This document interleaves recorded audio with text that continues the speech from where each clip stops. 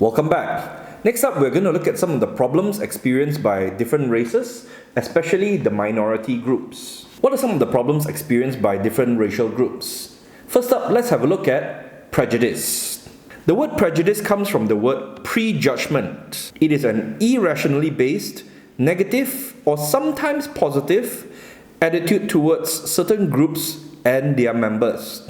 Basically, before even getting to know someone, we judge their behavior and who they are just because of their skin color, just because of their size, or just because the way that they are dressed. When a group of people share the same prejudice, basically when they believe in the same thing about a group of people or a person, it does help them draw together because of the same common belief.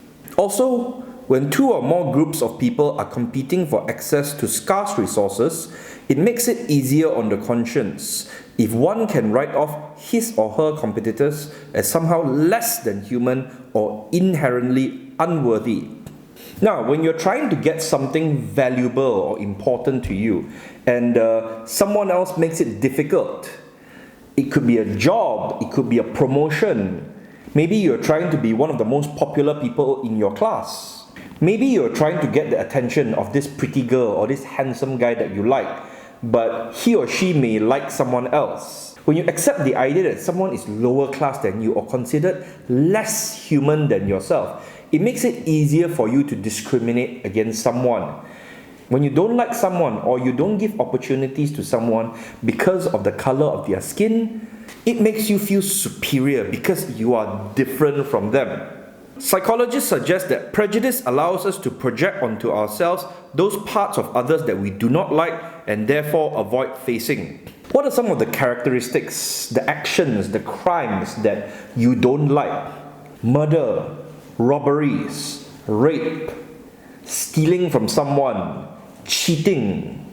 And in order to accept the idea that human beings are doing all these horrible things, sometimes what we do is we tend to project these negative things onto other people that we see who are different races, different religion.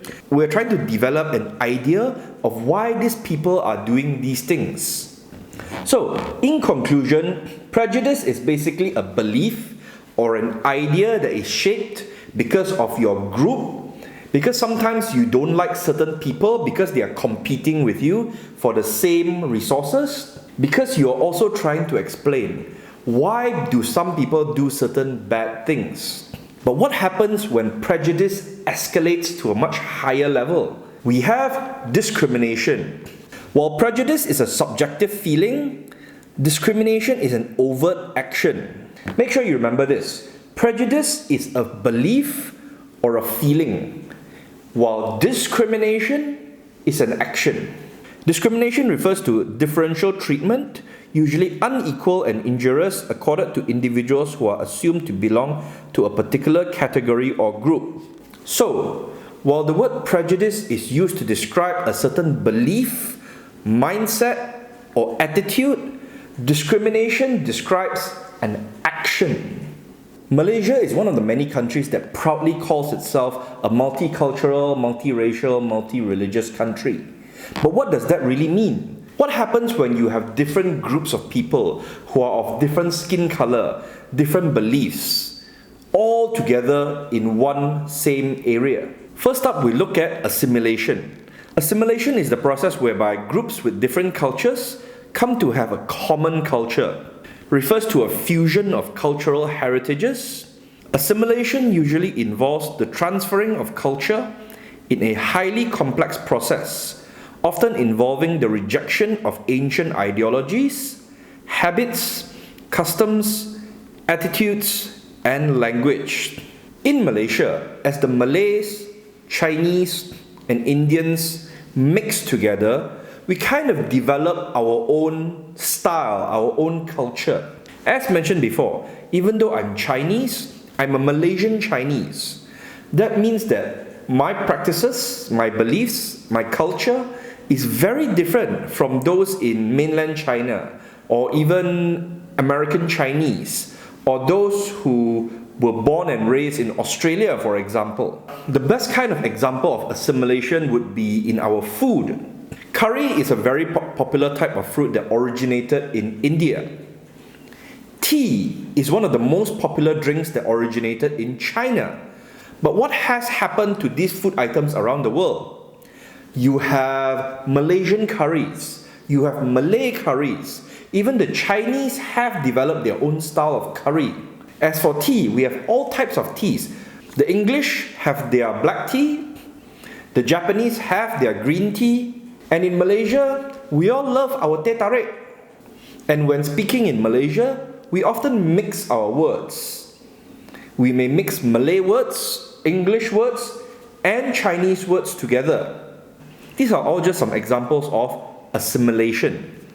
But do we practice all of the cultural traditions passed down by our grandfather or our great-great-grandfather? Cultures tend to change when they move around the world. Even something as important as religion. If you were to compare Buddhism in India, where you originated from, to Buddhism in Japan or America or even Malaysia, you will find very, very different practices. Next, we look at the concept of pluralism. Pluralism refers to the development and coexistence of separate racial and ethnic group identities within a society. It is a philosophical view that attempts to produce what is considered to be a desirable social situation. One does not have to choose or assimilate. This idea says that it is possible to maintain every single one of your culture, even though you are in a diverse culture. But is it possible to keep every single one of your traditions or culture when you move around to different places? Haven't we forgotten or left behind some of our cultural traditions? While the idea of pluralism is considered to be a good idea because it is the idea that we can all keep our culture, it is undeniable that we change our culture depending on the time, depending on where we are, in order to survive. So, although pluralism presents an ideal situation where everyone gets to keep their own tradition and their own culture without changing anything, but in reality, cultures change depending on our time, depending on the requirements of our daily life, and depending on where we are. The theory of pluralism celebrates the differences among groups of people, implies a hostility to existing inequalities in the status and treatment of minority groups, provided a means of minorities to resist the pull of assimilation by allowing them to claim that they constitute the very structure of the social order, assumes that the minority is a primary unit of society and that the unity of the whole depends on the harmony of the various parts. Again, the idea of pluralism argues that people should be able to keep their own traditional culture. We often see videos happening in America when someone speaks Spanish or Arabic or a different language. You may see someone start shouting at them and saying things like, "This is America. Speak English." Should we be forced to speak certain languages in our workplace or maybe even during our own private time? Should Malaysians, especially the Chinese and the Indians and the other minority races, be forced to speak our national language, Malay? Or should we be allowed to speak our own language? Or should we be able to speak our own language and keep our own culture? So, the idea of pluralism states that we should be able to live together in peace and harmony no matter what culture, no matter what language we speak. But what happens when racism or discrimination is allowed to escalate or be taken to the next level? We look at the different levels of discrimination from the least to the most severe. First up, we have subjugation, the subordination of one group and the assumption of a position of authority, power, and domination by the other.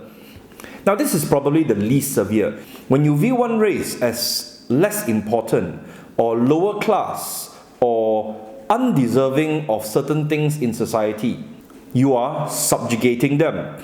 When you say to someone, oh, you cannot do this just because you are of a certain race, it is a form of subjugation. Next up, we have segregation. Segregation, usually a result of subjugation, refers to the act, process, or state of being set apart. Segregation places limits and restrictions on the contact, communication, and social relations among groups. Sometimes this can happen voluntarily, for example, Chinatown and Amish communities.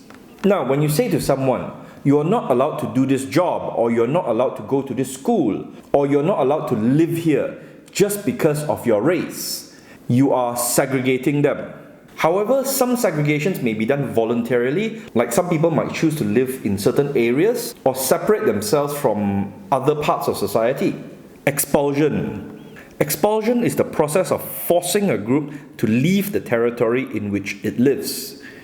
It can be accomplished through forced migration or relocation of a group through direct action. Now, this is a pretty high level discrimination. When you tell someone that you cannot stay here, when you force someone to leave your community or get out from your country just because they are different from you. And finally, we look at annihilation or genocide, the deliberate extermination of a racial or ethnic group. Now, this happens when someone in power, usually the majority group or the government, decides to destroy or kill everyone in a certain group just because of their race or ethnicity. Famous genocides includes the Holocaust, in which the Nazis killed almost 6 million Jews, or the killings of the Ukrainians by the Soviet Union in the 1930s. Genocides are still happening today in some countries, including the killing of the Rohingyas in Myanmar, the killing of minority groups in South Sudan, and the killings of Christians and Muslims in the Central African Republic. Now, you have learned about the different levels of discrimination, but any form of discrimination against someone just because of their race, their religion, or their ethnicity is a bad thing. In order to live a long and happy life, we as human beings need to learn how to live together in peace and harmony, no matter what your race, your cultural background, or your religion is. By learning more about discrimination, I hope you learn a little bit about yourselves, your own country, and what's happening around the world. At the end of the day, no matter the color of your skin, the religious belief, or your cultural backgrounds, we all want the same thing: to live and to be happy. That's it for today's lecture. I hope you learned a valuable lesson from what I taught you today. I'll see you next week.